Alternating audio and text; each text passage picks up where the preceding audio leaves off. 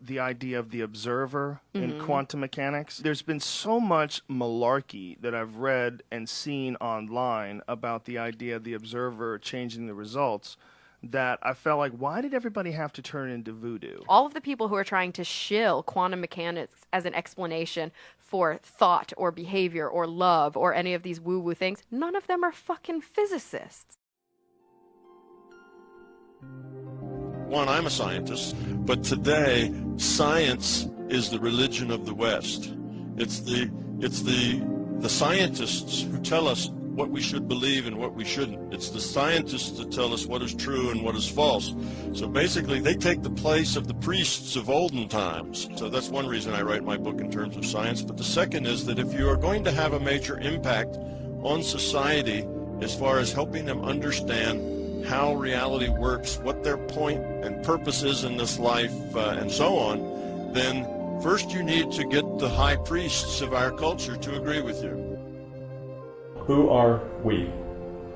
We're an individuated unit of consciousness playing a total immersion virtual reality game wherein our avatars make choices and appear to have physical bodies and live in physical space. Well, I think this simulation theory stuff that I know you guys probably talk about on the show a lot, and I endlessly think about. Endlessly. I definitely have been thinking lately more and more that is what the case is. Because just like ridiculous things like you saying the Pokemon thing the other day, Joe, the last podcast, that was creepy to me. Like, I can't stop thinking about that. Yeah, why did I come up with Pokemon? And he had a Pokemon outfit that he just happened to have, and then he walks in the room with it on. It's just fake. Like, we never talked about Pokemon before me. Never. Never. Never. That was fucking weird. See, that's simulation shit. What are we doing here? We're an individuated unit of consciousness with a mission to evolve the quality of our consciousness through interaction with the set and with others within this virtual reality. We're here to experience, interact, make choices. This is definitely, well, our lives are very strange. Very strange. You know, Ari and I were talking about it last night. You know, we were talking about Ari's life now, how Ari's life has just transformed over the last 2 years. He went from being a guy who couldn't get booked anywhere to a guy that is living a dream. It's like all of a sudden the world changed and went from sucky to awesome. Yeah. And it's like he just reached some new level of the computer game, and now the entire world that he sees, his world literally is a different world. And now all of a sudden he's in this super happy world. Everywhere he goes, people are happy to see him. Yeah. He's super positive.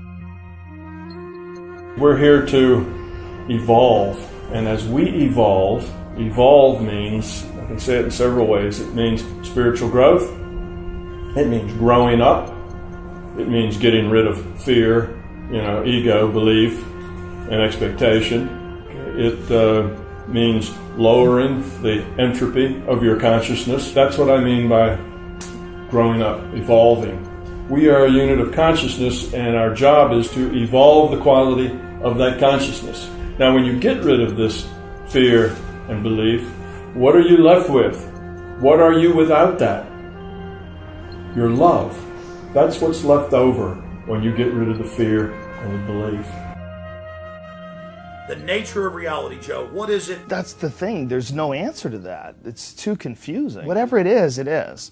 And there's some real rules to this thing. And one of them that seems to make sense is that you got to be nice to people, and you got to enjoy this thing, and you got to spread as much fun and happiness as you can. And if you can do that, you're like a generator of happy feelings, and people want to feel happy. What about love? Okay, now what's the optimum way that this society of conscious entities can interact with each other? Which way leads toward more evolution? The evolution of consciousness. Well, if you think about it for a minute, love is an obvious answer. Okay? And one of the ways I explain this is look at, take a society of 10,000 people and put them someplace, and let all those 10,000 people interact with each other with love, which means they care about others. It's not about them, it's about others. Somebody discovers something, they share it. So you expect them to be cooperative, supportive, very interactive. Now let's take another 10,000. And let's say they're based on the opposite of love. They're based on fear. Fear is the opposite of love. Okay, now, give them the same resources and the same whatever and let them go. And what do you have? Well, immediately you have hoarding. This is mine, and now I have to protect mine from you taking it away from me. We have belligerence. We have what's in it for me. Why should I help you? Why should I help you build your barn back? Matter of fact, I'm the one that lit that fire because I was trying to eliminate competition on the market, right? The human organism as one organism, and that any fighting against itself is completely and totally unnatural, because we are literally all the same thing. So that's what you have. What happens in these 10,000 people is that they start to pull apart because fear is divisive. Fear is high entropy. It breaks things apart. It's not cooperative. Pretty soon they would start to, they're going to battle with each other, right? Because it's all about them. I've heard it argued, and argued successfully, that our society runs on war. It runs on the domination of the other parts of the world. And literally that's the only way you can control a gigantic chunk of the globe. You have to keep everybody down, and that's what our society is based on. And then they're they want to form little mutual protection groups so that this little group can protect them from this other group, because groups are more powerful than individuals. And then those groups would fight each other, and pretty soon you have what we have here, right? Pretty soon you have this physical matter reality. The idea that it should be okay to go somewhere and engage in war to protect a society that wants to go places and engage in war, that's insane. Whereas a few of these groups own 95% of all the resources, and everybody else has to feed that machine. That's kind of the way that'll work out. Well, here we are. We can see how that experiment's already been done, right? We can see that. But we can imagine that other experiment where everybody was cooperative, helping, trying. Now, which one of those two systems sounds like the lower entropy? See, the more ordered, the more constructive, the one that builds and grows and constructs. Well, obviously, love is the optimal way in which people can interact. That's what moves consciousness toward greater and greater evolution. So consciousness evolves by lowering its entropy. Consciousness evolves by becoming love. You can develop like a deep despair. And that's where Ari was just a couple of years ago. And now all of a sudden he's in this super happy world. His world is the world is a different place now. Yeah, this is why I love the fucking multiverse theory. I love the idea that we exist in a place where every single possible event is happening at once. Everything that could happen is happening. It's all happening in one great eternal burst of happeningness, and that you can shift yourself from different nodes of where you are now to more desirable nodes of the multiverse. You can live in multiple realities all at once. You don't have to be just constrained to this linear, Western rational reality. You can live in a much bigger reality space. I'm also not just in this reality. While I'm at work and while I'm doing this stuff, I live and exist and experience in several realities kind of simultaneously. So I live in a bigger world. And that's what goals are. Having a goal is a form of visualizing the specific node of the multiverse that you would like to be existing in, and the contrast between that place and where we currently are. And it's like a grappling hook that you're throwing through infinity. Instead of living in one reality or another, I just live in the larger reality all the time. And the thing that's neat is that they help. I'm better at solving problems at work because I see the problems from a different perspective.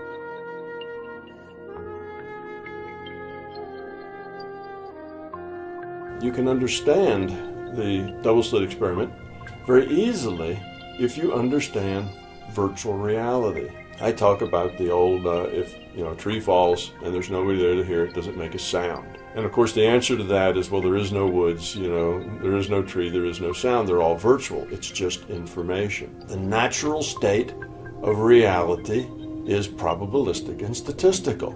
Okay, this is a multiplayer game. Okay, think of it with the World of Warcraft video game. Okay, it's the same thing. What happens when there are no players in the World of Warcraft game? There's absolutely nobody to play the game. It's just the server, and it's entirely empty. Does that server keep rendering trees and monsters and everything? Of course not. Rendering what? Who would it send it to? When somebody turns on their computer and logs into the game, now suddenly it starts rendering to that person whatever it is that they would see depending on where they are on the map. You see, and you know, this table, this is hard, and my fist hits it. How come it doesn't go through it if it's just virtual? Well, how come you can't walk through trees in World of Warcraft? How come you can't walk through rocks? You have to walk around them. Why? Well, because that's the rule set in the game. This is a sparring program, similar to the programmed reality of the Matrix. It has the same basic rules like gravity. What you must learn is that these rules are no different than the rules of a computer system. Some of them can be bent. Others can be broken. The game's rule set says you can't walk through trees. You have to walk around them. The rule set here says, that's wood, I can't put my hand through it. So that's the way it works. But when there's no players, there's no data going out. So that's the way it works. So it's not like I close my eyes and the whole universe disappears. That's impossible. The whole universe wasn't there in the first place. It's just data. If they just looked at it like literally in what is best for mankind. Yes. That's it, man. It can be done. Totally. It can be done. And I think that even thinking along those lines helps to change the world. But I think that having this conversation and knowing this conversation is going to easily reach 1 million people, several million people probably over the course of, you know, the next few months. Yeah. This conversation is going to enter, it's going to be data that enters into certain people's minds. And that's the kind of thoughts that we need. The whole universe wasn't there in the first place. It's just data. It's going to be data that enters into certain people's minds. It's just data. It's going to be data. We live in a virtual reality. Reality is composed of nothing other than information. Science is coming to that viewpoint more and more. Every year you hear more and more people who realize that information is at the core of our existence. When you then try to understand these pictures, you find out that buried in them are computer codes, just like the type that you find in a browser when you go surf the web. And so I'm left with the puzzle of trying to figure out whether I live in the Matrix or not. Wait, you're blowing my mind at this moment. So you're saying... We're an individuated unit of consciousness playing a total immersion virtual reality game wherein our avatars make choices and appear to have physical bodies and live in physical space. Are you saying your attempt to understand the fundamental operations of nature leads you to a set of equations that are indistinguishable from the equations that drive search engines and browsers on our computers? That is correct. So, wait, I have to just be silent for a minute here. Information is the meaning, the content, the message, not the media, not the code symbols. So you're saying as you dig deeper, you find computer code writ in the fabric of the cosmos? Into the equations that we want to use to describe the cosmos, yes. Computer code? Computer code, strings of bits of ones and zeros. It's not just sort of resembles computer code, you're saying it is computer code. It takes a consciousness to get the information. Okay? Information requires a consciousness. Time to go home, I think. Where are we going to go? So are you saying we are all just, there's some entity that programmed the universe and we're just expressions of their code? Well, I didn't say that. Some of those like the Matrix? That's what you said. To answer your question more directly, I have in my life come to a very strange place because I never expected that the movie The Matrix might be an accurate representation of the place in which I live. Do not try and bend the spoon. That's impossible. Instead, only try to realize the truth. What truth? There is no spoon. There is no spoon? To have Joe Rogan and Tom Campbell on the same podcast Be sure to tweet and share this video on Facebook and Twitter. You can also share these videos on Joe's and Tom's forums using the links in the info section below.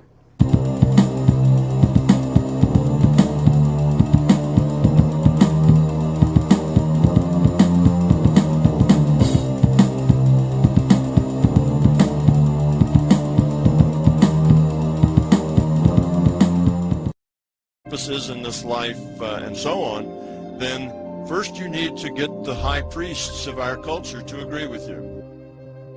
Who are we? We're an individuated unit of consciousness playing a total immersion virtual reality game wherein our avatars make choices and appear to have physical bodies and live in physical space. Well, I think this simulation theory stuff that I know you guys probably talk about on the show a lot, and I endlessly think about. Endlessly. The idea of the observer in quantum mechanics. There's been so much malarkey that I've read and seen online about the idea of the observer changing the results that I felt like, why did everybody have to turn into voodoo? All of the people who are trying to shill quantum mechanics as an explanation for thought or behavior or love or any of these woo-woo things, none of them are fucking physicists. Consciousness, through interaction with the set and with others within this virtual reality. We're here to experience, interact, make choices. This is definitely, well, our lives are very strange. Very strange. You know, Ari and I were talking about it last night. You know, we were talking about Ari's life now, how Ari's life has just transformed over the last 2 years. He went from being a guy who couldn't get booked anywhere to a guy that is living a dream. It's like all of a sudden... One, I'm a scientist, but today, science is the religion of the West. It's the scientists who tell us what we should believe and what we shouldn't. It's the scientists that tell us what is true and what is false. So basically, they take the place of the priests of olden times. So that's one reason I write my book in terms of science. But the second is that if you are going to have a major impact on society as far as helping them understand how reality works, what their point and purpose. Definitely been thinking lately more and more that is what the case is. Because just like ridiculous things like you saying the Pokemon thing the other day, Joe, the last podcast, that was creepy to me. Like, I can't stop thinking about that. Yeah, why did I come up with Pokemon? And he had a Pokemon outfit that he just happened to have, and then he walks in the room with it on. It's just fake. Like, we never talked about Pokemon before me. Never. That was fucking weird. See, that's simulation shit. What are we doing here? We're an individuated unit of consciousness with a mission to evolve the quality of our